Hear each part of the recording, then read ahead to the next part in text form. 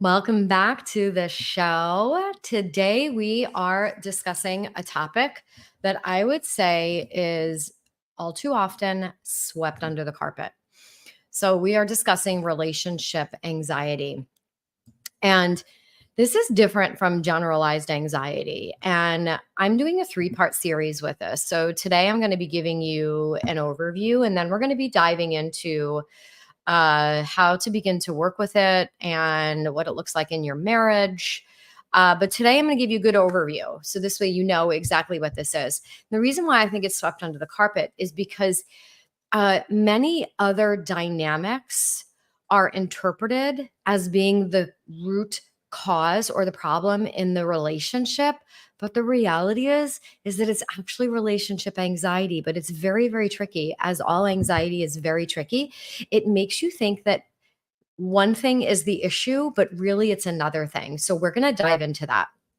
So let's discuss really what this is specifically. So at its core, it's this worry, this nervousness that will plague you in your romantic relationships that creates this uneasy feeling, making you question your partner's love, your partner's commitment, your love, your commitment, the relationship's suitability for you. So it is a broad questioning. And we're going to break this down because for some people, that comes from an insecure attachment or an anxious attachment. For other people, this comes from their own generalized anxiety and type A personality. And for other people, it comes from witnessing this and growing up with this and having it embedded into your own nervous system. So let's break this down because it has so many facets to it, like a prism.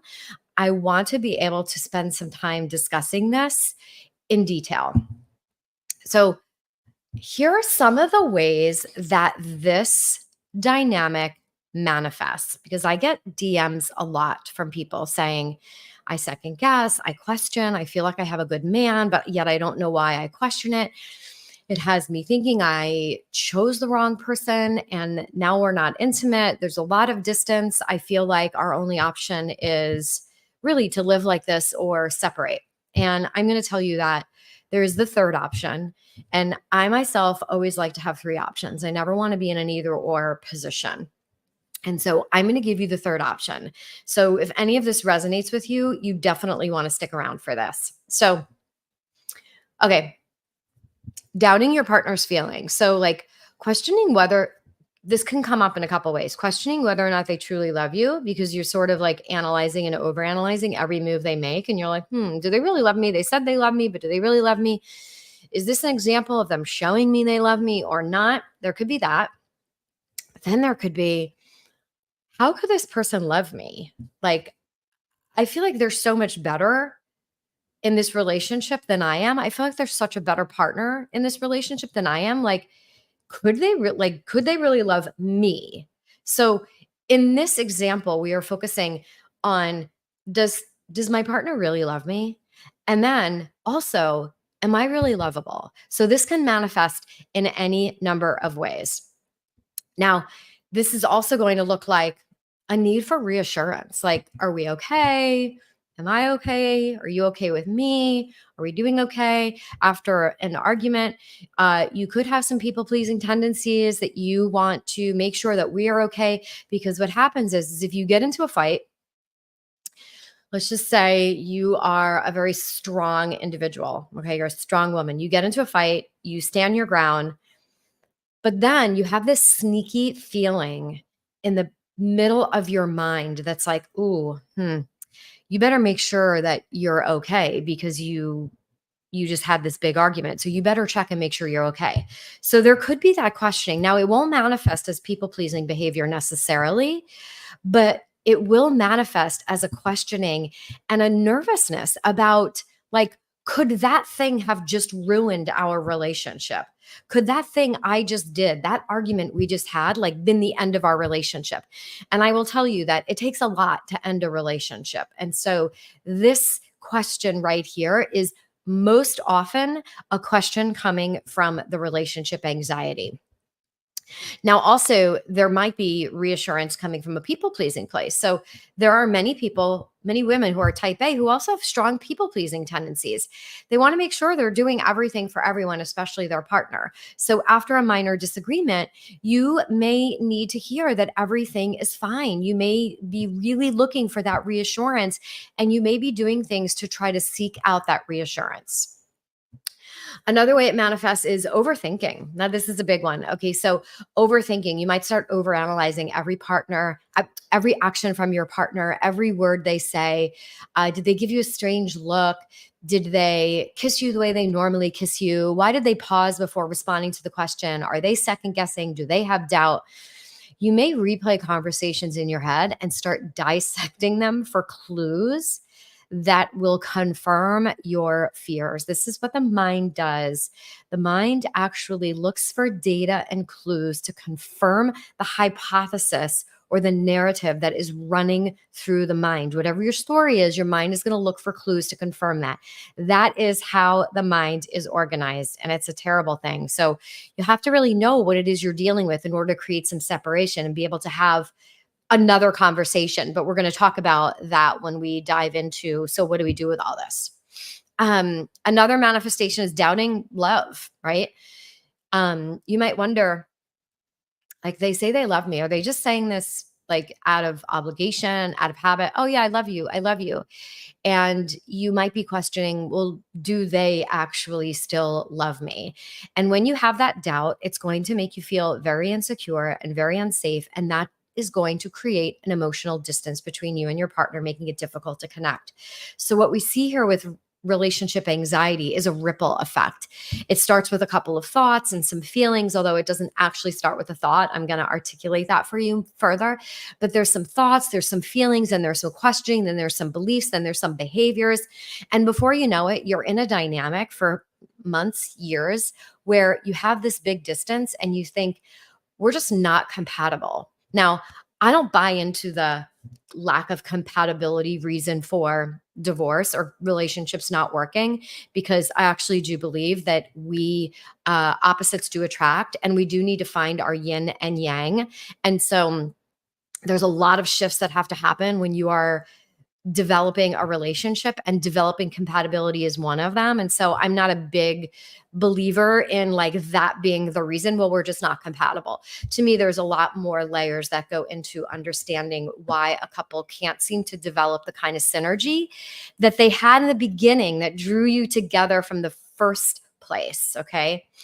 Another a manifestation is worrying about things more than enjoying them. So the worry just overshadows the joy in the relationship. And relationships, actually, your relationship should bring you happiness, fulfillment. They should be a safe place to land. They should be a haven. That should not experience constant dread. Now, if you are, the question is, why are you experiencing constant dread? Is it necessarily that it's the wrong marriage? Is it necessarily that it's the wrong man?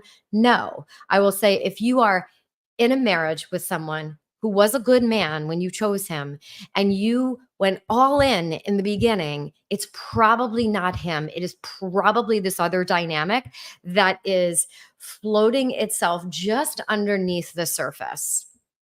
So let's discuss. I want to talk about the toll, the emotional and mental toll this is going to take on you, on your relationship. So, okay. Let's think mental health. Let's think about the impact of having a chronic worry, or a worry that is chronic but comes and goes about your relationship, and you are filled with self-doubt. Okay, so this will lead to things like more generalized anxiety or even depression. And so it will be difficult really to focus on anything else, leaving you very drained, particularly when issues are arising in your marriage around this issue. Now, if we also think, we could think physical health as well, because there are many women who are having panic attacks. And so this is a very physiological response. And you're having a panic attack, heart racing, sweating, trouble sleeping. You're having these physical symptoms because your body is stuck in fight flight. That is not a mind thing, that's a body thing. And what you're going to see, where all roads lead to, is all roads lead to regulating and rewiring your nervous system whenever you have anxiety. Talk therapy, I'm sorry to tell you, is not going to be effective. It will be nice to have someone to talk to, but it is not going to cure, so to speak, and eliminate the question, the second guessing, the doubts, the overthinking, and then all of the physical symptoms that accompany that. If you have insomnia, if you get panic attacks and have heart racing, sweaty palms, if you have racing thoughts, things like that, talk therapy is not going to be useful for you. So, what we really have to do is we have to actually start to recognize this and acknowledge it for what it is, and then start to create awareness. And so, many women will come to me and say, my husband just thinks I'm anxious. He just tells me, like, you're so high strung. And at the point at which he's saying that, many husbands are really frustrated because they've been living with this for a long time. So they might not be saying it in the most compassionate way. And this makes women feel defensive. They're saying, like, no, I'm not. I'm not controlling. I don't have that need. But the reality is that they do deep down. And there's something about acknowledging that and admitting that to their partner that makes them feel defeated, as if they've lost. So first off, you have to really acknowledge that there's anxiety there, which is an indicator that something has to be addressed. And when we think about the anxiety that you're feeling about your relationship, the questioning, the second guessing, it's not a reflection of your stability. It's not a reflection of your self worth. It really is an alarm sounding. Think of anxiety as an alarm sounding. It's like, oh, over here, let's look over here. And then there's a place that we need to get to in order to understand what is underneath that anxiety. What is the fuel for that anxiety? Right. So, do you avoid certain topics with your partner? Maybe asking them certain things that you know will create a wedge or a gap between the two of you for fear that it will divide you. So that might be an example of how this manifests. And what you want to do is you want to acknowledge that that is there for you and begin to go to the places in your relationship that scare you. And so we're going to discuss that more. So understanding triggers also. What are these triggers that are worsening your anxiety? When your partner's late, when he would rather, I'll put that in air quotes, go to happy hour with the guys after work than come home and spend time with you, or when he wants to play golf on a Saturday for 6 hours or 8 hours. You see, what happens here in these examples is that the mind starts to make meaning about that. And the mind makes meaning about that as if it's something about me and as if it's something about how he feels about me. When the truth is, your husband wanting to do happy hour with the guys after work, your husband working long hours, your husband playing golf on a Saturday could actually have nothing to do with you. That these two can be completely mutually exclusive. Him wanting to do that could have nothing to do with you. And so here's where we want to be really mindful of the kind of meaning that we are making out of our partner's behavior. So how do you heal this? How do you fix this? I'm going to tell you what needs to happen, but we are not going to cover that in this episode. The path to healing this really starts with self-awareness, self-reflection, and beginning to create safety in your body so that you can relax, so that you can be present, and so that you can receive the love, and so that you can stop blocking the love that your partner has to give you. And that is what we are going to discuss in our upcoming part 2. So I want you to stay tuned for that. Now, I also have a couple invitations for you. If this is something that you are resonating with and you're saying, like, okay, I am ready to really just get rid of this and have the marriage that I know that I deserve, that I want, that I've been complaining about not having, right? I have a 7-day program, which is my introductory program. And it is designed to repeat because the practice is designed to be integrated as a lifestyle. So you can't just, it's a practice. So you continue doing it again and again over the course of however long, your lifetime. And then I also have my 4-month program, which is my signature group program, which is a much closer proximity. My 7-day program is a self-paced program. My 4-month group program is where you have access to me and a group of like-minded women. So in the show notes, you will find the details about that. You can also DM me on LinkedIn, on Instagram, and on Facebook. And I will see you in the next episode.